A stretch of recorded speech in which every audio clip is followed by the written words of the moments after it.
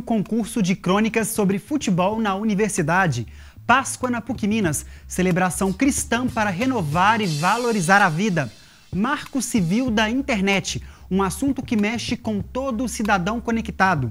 O que muda com as novas leis? No estúdio, um especialista vai ajudar a esclarecer todas as dúvidas sobre o tema. Hoje é 28 de abril e está no ar o Espaço PUC, o programa que leva os assuntos da universidade até você.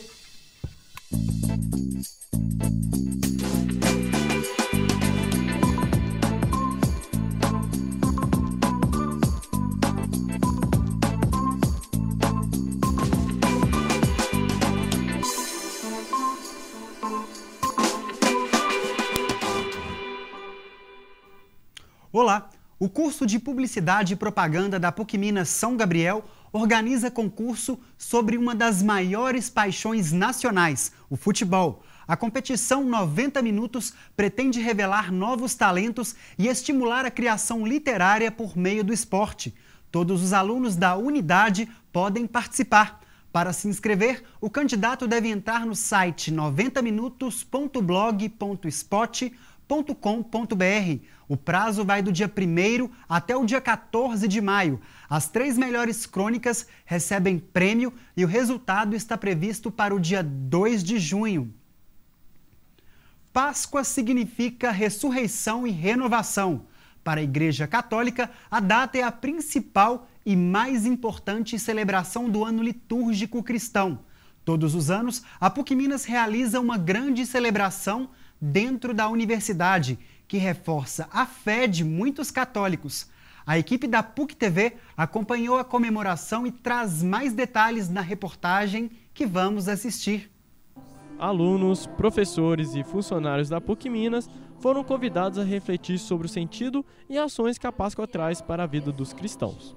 Eles participaram da missa celebrada pelo reitor da universidade, que destacou a importância da comemoração para a comunidade acadêmica. A comunidade acadêmica ela é feita de pessoas, professores, funcionários, alunos, os familiares de todas essas pessoas.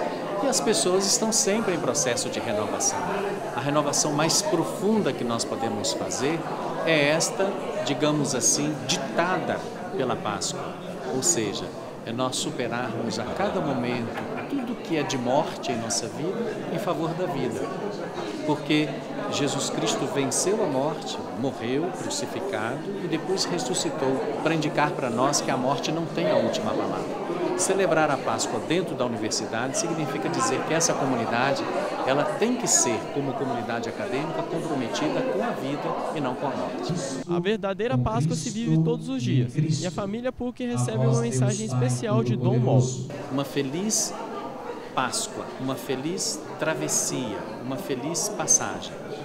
Da mentira para a verdade, da escuridão para a luz, da escravidão para a liberdade. São todas essas passagens que nós precisamos fazer a cada dia. Os participantes se sensibilizaram com a celebração da Páscoa e também refletiram sobre essa importante festa cristã no dia a dia da universidade.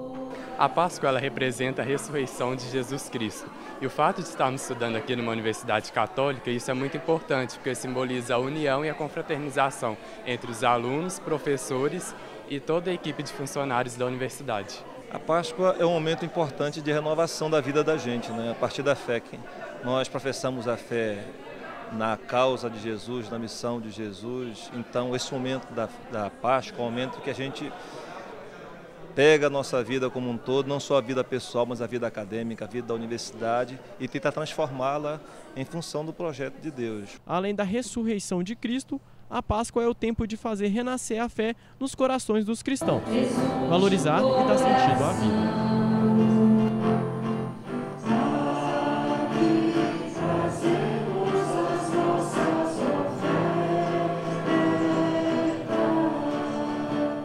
Hoje a internet é uma ferramenta indispensável para qualquer cidadão. É usada no trabalho, nos estudos, nos relacionamentos e para a diversão. Com a chegada das redes sociais, aumentou e muito o uso da web. Paralelamente, aumentaram também os perigos da exposição pessoal. Na semana passada, o Marco Civil da Internet foi aprovado no Senado Federal para regular o uso da internet no Brasil e trazer regras e deveres dentro da rede. Mas você sabe o que significa o Marco Civil? O que isso muda para os internautas? Quem vem ao estúdio para tirar essas e outras dúvidas é Edgar Jacobs, mestre e doutor em Direito. Professor Edgar, boa tarde. Boa tarde, tudo Seja bem? bem-vindo ao Espaço Público, tudo bem? É um prazer estar aqui nesse espaço, especialmente para esclarecer um tema que me é muito caro e que me parece ser bastante importante para o futuro do país. Um tema bastante importante, como o senhor acabou de dizer. E eu gostaria, para começar a nossa conversa, que o senhor explicasse para o pessoal de casa o que significa exatamente o Marco Civil da internet. É muito interessante. A ideia de marco, o marco regulatório, que seria o termo completo, é a ideia de uma norma base na qual nós podemos observar ali direitos básicos que criam uma espécie de espaço de liberdade. Dentro daquele espaço criado por essa norma, nós podemos atuar sem sermos considerados infratores ou mesmo sem cometer alguma ilegalidade mais grave, no caso civil, que geraria indenização. E é um projeto que está gerando várias polêmicas. Por que é um projeto polêmico, professor? É interessante. A internet, mesmo com todo o esforço que tem sido feito de uma gestão plurima, democrática, ela ainda é um espaço de ninguém. Ainda vigora ali uma liberdade ampla de comércio, por exemplo, ainda vigoram pequenas fraudes, digamos assim, que não seriam fraudes no sentido jurídico ainda, mas já no sentido moral, como o chamado traffic shaping, que é autorizar uma velocidade maior para um parceiro e uma menor para quem não é parceiro. Exemplo, preocupam-se muito com isso no caso do Google versus Microsoft nos Estados Unidos, com a velocidade das comunicações via Skype, que hoje estão na Microsoft. Aqui no Brasil, o caso da NET, que tem produtos que circulam pela sua rede e tem a rede, versus Netflix, também são pontos importantes. Isso gera grande polêmica.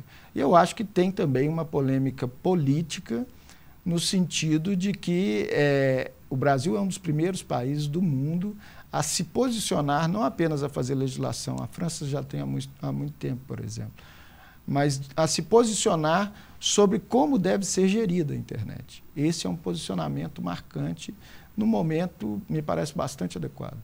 Assim, o que esse projeto, o que o Marco Civil ele vai trazer de impactos para a vida do usuário, tendo em vista que no nosso país existem cerca de 105 milhões de usuários, conforme dados do IBOP divulgados no segundo semestre do ano passado? Muito interessante sua pergunta. Já há muitos anos existem estudos, a internet, um dos marcos temporais dela é 1995, quando ela surge. Se a gente pensar, é muito pouco tempo.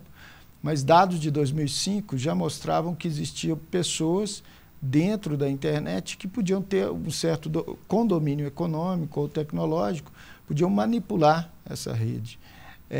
E aí hoje a gente está regulando alguns pontos que a gente já sabe que são manipuláveis. Por exemplo, a questão da neutralidade, que eu mencionei, a questão da privacidade, que é extremamente importante, porque a gente tem um contexto novo. Eu até tenho uma posição pessoal diferente do que foi para o Marco, mas lá uma visão de proteção da privacidade no ambiente da internet, aquela privacidade antiga.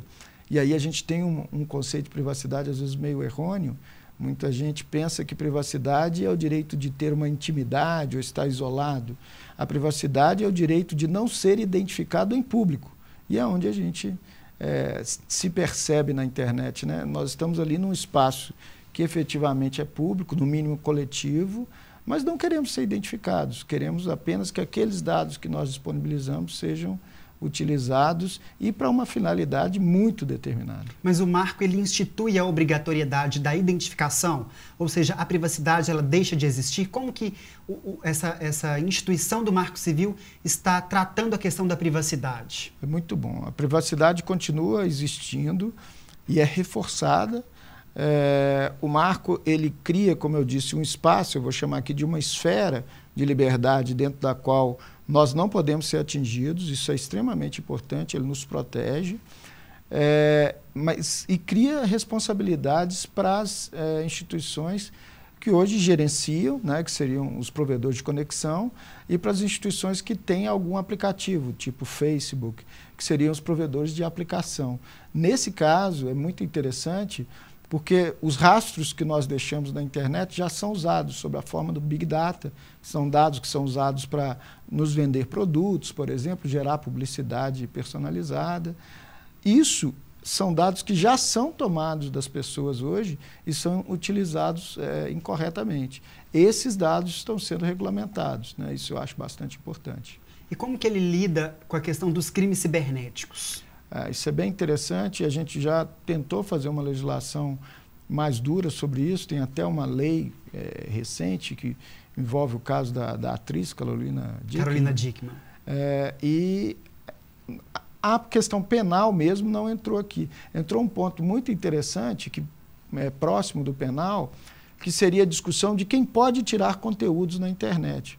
Por exemplo, suponhamos que algum dia o Google ou o Facebook pudesse tomar partido político, né, licitamente, e resolvesse que ia apoiar determinada pessoa ou não, e, ao tomar partido, retirasse conteúdo, entendesse que aquele conteúdo é impróprio, favorecesse, seria um tribunal privado. Hoje, qualquer retirada de dado da internet só pode ser feita por meio de ordem judicial. É polêmico, vai gerar mais demanda para o judiciário, mas a segunda opção seria um tribunal privado, que é pior. Mas tem uma exceção, voltando na questão do crime, que são as situações em que a pessoa está nua, então a nudez, né? Eu posso retirar sem uma ordem judicial uma foto, por exemplo, e uma outra situação que é interessante, são chamados atos sexuais de caráter privado. Aí fica a pergunta, qual ato sexual não teria esse caráter privado? Né? Que não seja privado. Né? Interessante. Mas tem essa proteção nesse sentido.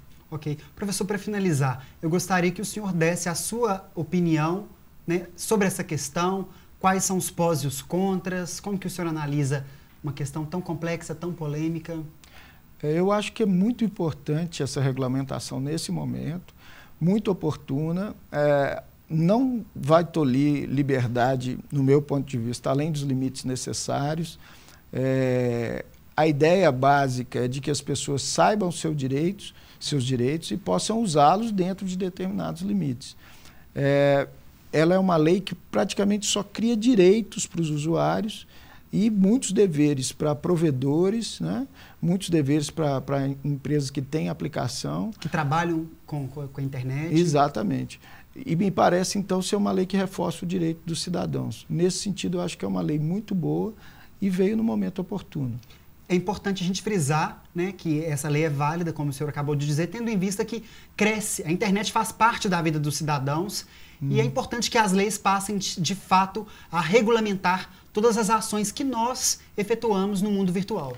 É muito interessante. Eu queria só, se você me permite, encerrar contando um caso muito rápido. Por exemplo, a gente teve um programa muito interessante, que era o Second Life, em que as pessoas tinham espaço. E os chineses chegaram a hackear esse espaço e grilar terras na internet. Isso é um exemplo do que não deveria acontecer. Verdade. Professor, muito obrigado pela participação e volte sempre. Obrigado. E o Espaço PUC de hoje chega ao fim. Mande sugestões e comentários para o e-mail espaçopuc@pucminas.br. A sua participação é sempre muito bem recebida. Amanhã eu volto para falar sobre o projeto de extensão Canteiro em Obras, que envolve os cursos de Engenharia e Arquitetura aqui da PUC Minas. Não perca! O nosso encontro é sempre às 4h45 da tarde e eu, é claro, espero por você. Mais uma vez, obrigado pela sua companhia e um excelente começo de semana.